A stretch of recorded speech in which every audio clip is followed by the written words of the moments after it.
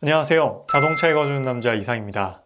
오늘은 많은 분들께서 고민하고 계시는 두 대 차량에 대한 비교 리뷰를 전달드리려 하는데요. 독일 브랜드 PHEV 플러그인 하이브리드 차량의 양대 산맥이죠. 바로 메르세데스 벤츠 E302와 BMW 530e입니다. 최근 독일 브랜드에서 적극적으로 친환경 라인업을 출시하고 있는데요. 그 중에서 가장 큰 인기와 관심을 얻고 있는 두 모델입니다. 그래서 오늘 이 두 대 차량을 고민하시는 분들께 도움을 드리고자 비교 분석 자료를 준비해 봤는데요. 지금부터 저와 함께 매력적인 두 대 PHEV 차량 살펴보러 가보시죠.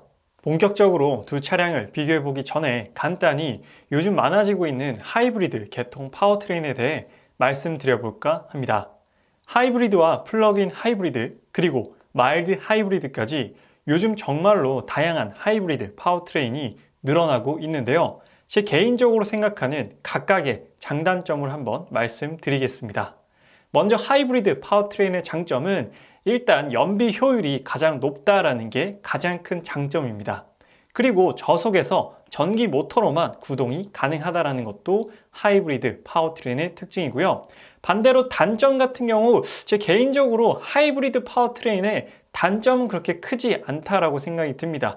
가격이 내연기관 대비 비싸다라는 부분이 하이브리드의 단점이라고 볼 수도 있겠지만 플러그인 하이브리드도 비싼 편이기 때문에 이 셋이랑 비교했을 때 단점은 크게 드러나는 것 같진 않았습니다. 그래서 하이브리드를 우리가 찾아볼 수 있는 적용 모델은 그랜저, 투싼, 캠리 등의 주로 현대 기아 자동차나 일본 브랜드에서 적용되는 것을 찾아볼 수 있습니다. 다음은 플러그인 하이브리드 PHEV 차량의 장점인데요. 일단 순수 전기로만 가장 긴 주행 거리를 가지고 있다는 게 플러그인 하이브리드의 특징입니다.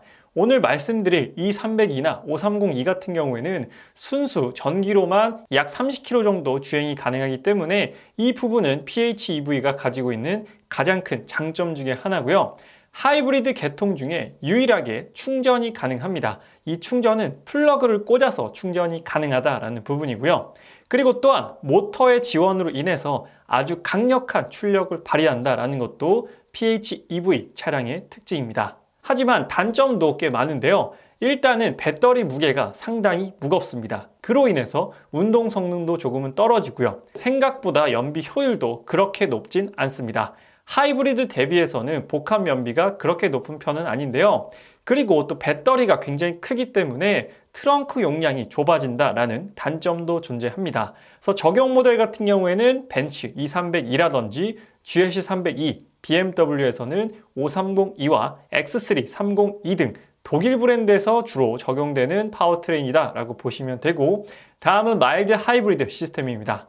마일드 하이브리드 시스템의 장점은 사실 그렇게 크진 않아요. 마일드 하이브리드는 소비자보다는 제조사에게 조금 더 유리한 부분이 많기 때문에 장점을 굳이 꼽아보자면 하이브리드나 플러그인 하이브리드보다는 저비용으로 고효율을 낼 수 있다는 게 제조사 입장에서는 장점이 되겠죠. 그리고 내연기관 대비해서 장점은 많지만 하이브리드나 플러그인 하이브리드에 비해서 월등히 뛰어난 장점은 크게 없다라고 생각이 듭니다. 반대로 단점으로는 마일드 하이브리드 시스템은 전기 모터로만 구동은 불가합니다. 그러니까 전기 모드가 아예 없어요. 저속에서도 전기로만 가진 않기 때문에 그런 부분이 조금 다른 파워트레인에 비해서 단점이다라고 생각이 들고, 마일드 하이브리드 시스템도 풀 하이브리드처럼 생각보다 연비가 그렇게 막 높진 않습니다. 그렇기 때문에 생각보다 높지 않은 연비 또한 단점이다 라고 볼 수 있겠고요. 그래서 적용되는 모델은 벤츠 E350이라든지 BMW 523D에도 마일드 하이브리드가 적용돼 있고, 랜드로버 이보크나 디스커버리 스포츠에도 이번에 새롭게 적용이 됐습니다.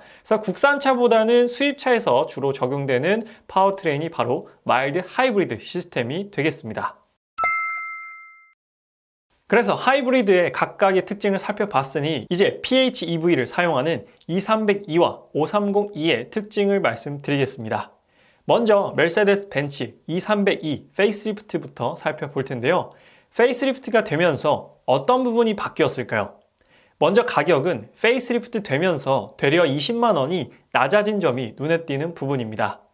페이스리프트 된 E302 포매틱 익스클루시브는 8,390만 원이고요. 출력의 변화는 엔진과 모터 모두 거의 없는 편입니다. E302 포매틱 익스클루시브의 복합 출력은 320마력의 71.4토크로 4기통 가솔린인 걸 감안해보면 정말로 엄청난 출력이라고 볼 수 있는데요. 이 부분이 PHEV 차량의 장점 중 하나죠. 그리고 페이스리프트 되면서 MBUX 시스템이 적용되어 터치가 안 되던 중앙 모니터는 이제 터치가 가능해졌습니다. 그리고 안전사양이 새롭게 추가되었는데요. 하차 시에 자전거나 차량으로부터 시각적, 청각적 경고를 통해 안전하게 하차를 도와주는 하차 경고 어시스트가 추가되었고요. 센터 패시아에 있던 아날로그 시계는 페이스리프트가 되면서 삭제되었습니다. 그렇다면 다음으로는 BMW 530e는 페이스리프트 되면서 어떤 부분이 달라졌을까요? 530e는 역시나 럭셔리 라인과 M 스포츠 라인으로 나뉘게 됐는데요. 두 트림 모두 가격이 70만원씩 상승했습니다. 2302가 20만원 내린 것과는 대조적이지만 BMW는 워낙 할인을 많이 하니까 가격을 올려도 크게 걱정되진 않죠. 출력 부분에서는 크게 변하진 않았지만 합산 출력을 보면 페이스리프트가 되면서 상승된 부분이 있습니다. 페이스리프트된 530e는 292마력에 41.8토크로 합산 마력이 40마력 정도 증가했습니다. 그리고 반자율 주행의 성능도 개선되었는데요. 기존 드라이빙 어시스턴트 플러스에서 프로페셔널로 바뀌어 더욱 세밀하고 정확도 높은 반자율 주행을 사용할 수 있고요.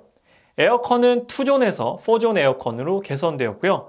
중앙 모니터는 10.25인치에서 12.3인치로 커진 것이 특징입니다. 자, 그렇다면 각각의 페이스리프트 되면서 변경된 특징을 살펴봤으니 경쟁차 좀 비교를 한번 해봐야겠죠. 먼저 가격 같은 경우 2302가 530e 럭셔리보다는 510만원이, M 스포츠보다는 230만원이 더 비싼데요. 530e 할인 가격과 비교해보면 차이는 더 늘어나게 됩니다. 출력 같은 경우 같은 PHEV지만 530e보다는 2302의 출력이 훨씬 더 높은 출력을 가지고 있으며 배터리 용량 또한 2302가 더 큰 용량을 가지고 있습니다. 변속기는 2302는 나인지트로닉을 사용하며 530e는 ZF 8단 트랜스미션을 사용하고 있습니다. 나인지트로닉은 편안하고 부드럽게 변속하는 것이 특징이고 ZF 8단 미션은 빠르고 민첩하게 변속하는 것이 특징이죠. 두 브랜드의 성향 차이는 PHEV 차량에서도 여실히 드러날 것이라 생각되고요. 다음은 가장 중요한 차이 중 하나인데요. 2302는 4륜구동 포매틱이지만 530e는 후륜구동이며 4륜구동 모델은 아예 없습니다. 엑스드라이브 모델이 아예 없는 것이죠. 그래서 4륜구동을 원하시면 무조건 2302로 가셔야 하는 겁니다. 그리고 에어백 개수도 차이가 있는데요. 2302는 9개, 530e는 8개입니다. 휠과 타이어는 530e는 기본 18인치의 럼플랫 타이어이며 530e 럭셔리는 18인치, M 스포츠는 19인치가 기본이며 둘 다 럼플랫 타이어는 아닙니다. 이어서 좀 더 차이점을 비교해 볼게요. 2302의 헤드램프는 벤츠의 자랑이죠. 멀티빔 LED가 적용되지만 530e는 레이저 라이트가 아닌 어댑티브 LED가 들어갑니다. 조금 아쉬운 부분이죠. 그리고 또 하나 중요한 차이점인데요. 2302는 360도 어라운드 카메라가 적용되지만 530e는 후방 카메라만 지원됩니다. 이것도 좀 아쉬운 부분입니다. 스피커는 2302는 부메스터, 530e는 하만카돈으로 둘 다 프리미엄 사운드가 적용된다는 공통점이 있고요. 제 개인적인 입장에서는 하만카돈이 좀 더 나은 것 같긴 하더라고요. 에어컨은 2302는 3존이며 530e는 4존 에어컨입니다. 그리고 요즘 많이 사용하시는 안드로이드 오토와 애플 카플레이는 두 차량 모두 무료로 지원되는데요. 다만 2302는 유선으로 연결해야 하지만 530e는 무선으로 연결이 가능하다는 차이점이 있습니다. 그리고 특징적인 안전 사양으로는 2302는 하차 경고 어시스트가 적용되었고 530e는 후진 어시스트가 적용되었죠. 가죽 시트의 차이점은 2302는 일반 천연 가죽이며 530e는 나파 가죽으로 마감되어 있다는 차이점도 존재합니다. 다음은 PHEV 차량만의 특징이라고 해야 할까요? 커다란 배터리 탑재로 인하여 내연기관 대비 트렁크 용량이 줄어들게 되는데요. 2302의 트렁크는 배터리 탑재로 인하여 지금 보시는 것처럼 계단형으로 되어 있습니다. 가솔린 엔진을 사용하는 이 250 아방가르드나 익스클루시브의 트렁크 용량이 540리터인데요. 이 302의 트렁크 용량은 그보다 훨씬 작은 370리터입니다. 이번에는 BMW 5302의 트렁크를 살펴볼 텐데요. 5302 같은 경우 2302와는 대조적으로 계단식까지는 아니고 평평한 모습으로 되어 있습니다.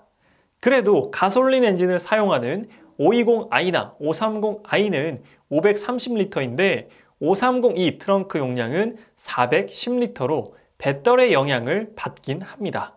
그래서 만약 내가 PHEV 차량 구입을 고민하고 있다면 제가 제안드리는 4가지 항목이 있는데요. 과연 이 중 몇 가지가 해당되는지 체크해 보시면 좋을 것 같습니다.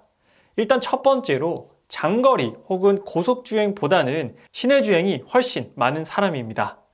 PHEV 차량은 배터리로 인해 무게가 무겁기 때문에 가솔린 엔진과 함께 사용 시 대려 내연기관보다 더 낮은 연비가 나오는 경우도 있기 때문에 주로 전기 모드로 이동이 가능한 시내주행을 위주로 차량을 사용하시는 분들께 추천드립니다.